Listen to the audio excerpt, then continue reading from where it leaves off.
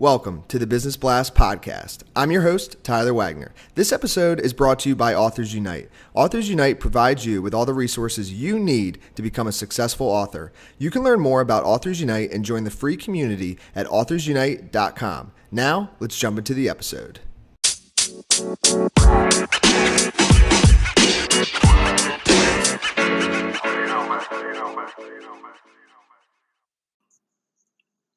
All right, everyone. Welcome back to another episode of the Business Blast podcast. I'm your host, Tyler Wagner. Today I have Tara Sherstabetoff. She is the Technical Business Development Manager at Scott Builders, Inc.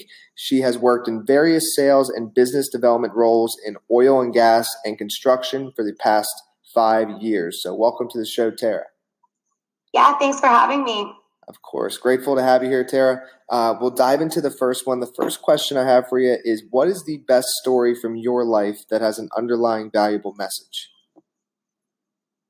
I wouldn't really call it a story, more of a period of time growing up with a single parent. So my mom raised me and my two siblings and basically worked a minimum wage job to put food on the table and provide us with a home and also with education.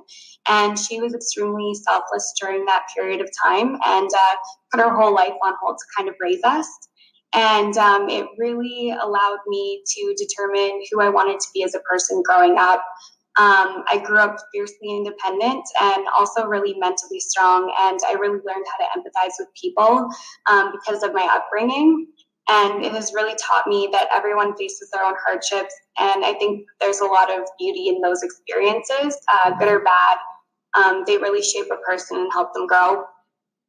Yes. Thank you for sharing that with us. The next one I have for you is, what is the most valuable piece of information we should know that's within your expertise or industry? So my expertise is on the sales side and also the marketing side, but primarily sales, doing business development. That's what I've kind of focused my career on in the past 5 years. And I think the biggest thing that I've learned is to build really genuine relationships with your clients and to make sure you can build rapport. And it's as simple as just picking up the phone and asking how they are. When I graduated, I didn't graduate with a technical background, and I started selling microseismic, which is fairly technical. You deal with geophysicists, you deal with geologists, you deal with engineers. And not having that technical background, I felt like it really held me back. But then I realized the relationships I was building and the ways that I could communicate with people and still be able to get my point across and still identify their needs and their wants and help them as best I could. It's one of the constants in all of the roles that I've had to have that genuine relationship. And I don't think people put enough emphasis on it. I think it's the hard sell sometimes, but it has really helped me be successful. And it could tie in, what's your best piece of overall business advice? So not necessarily industry specific. So my best piece of overall business advice is to have a lot of mentors. I was really privileged early on in my career to have people who wanted to dedicate time to me and to my self-development and give me advice and listen to my problems and try and troubleshoot with me. I also think it is really important to find mentors outside of your job field to gain different perspectives and teach you new skills and transferable skills. And an example of that is when I started selling microseismic, I had a geophysicist, a client of mine, who would send me scholarly articles every month. And I would write a list of questions down and we would meet up and he would answer all of my questions because I wasn't technical. And it helped me so much. It broadened my horizons. It made me better at my job. And I was really appreciative for it. And if you could give your younger self one piece of advice, what would that be? To definitely be more confident. So I've always been in a male-dominated industry, and coming from an industry where there aren't too many females, I think it's already very hard to speak up or to even do things that come very normally to people. Another big thing was that I remember going to a lot of job interviews in the roles that I've had. I've interviewed quite a bit just to kind of accelerate my career. But I remember going to one specific interview and the interviewer actually had brought up the fact that I was female and there weren't many females in this type of role. And it was definitely meant to be taken as a negative connotation. And it hit me hard being only 23, 24 at the time. And when I was younger, I always kind of had the strong belief that men and women were on an equal level. So it was kind of tough to see that gender discrimination, but it actually really did help me for the better. I kind of learned a little more to value myself. And I want to make sure I work for a company that values me as well.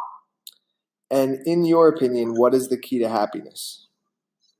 I think the key to happiness is understanding that sometimes you're going to have a bad day and you'll be upset, and that's perfectly fine to feel like that. I think people aren't programmed to be happy all the time, and life's all about the up and downs. So when you are happy, really try and think why you are happy and live in that moment and be able to appreciate it. And what is the best book that you've read, and what was the number one thing you learned from that?